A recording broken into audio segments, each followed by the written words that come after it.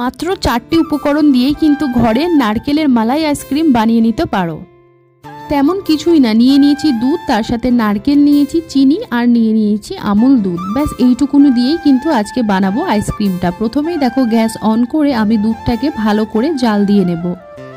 3-4 বার দুধটাকে ভালো করে ফুটিয়ে নেবার পর এর মধ্যে কিন্তু আমি পরিমাণ মতো চিনি দিয়ে দিলাম। চিনিটা যতক্ষণ না গলবে ততক্ষণ কিন্তু দুধটা আমাদেরকে জাল দিতে হবে। জাল দেওয়া হয়ে গেলে এর মধ্যে গুঁড়ো দুধটা ভালো করে নিয়ে আরও একবার মিক্স করে নেব। নারকেলটা এখানে কিন্তু আমি একবার বেটে নিয়েছি।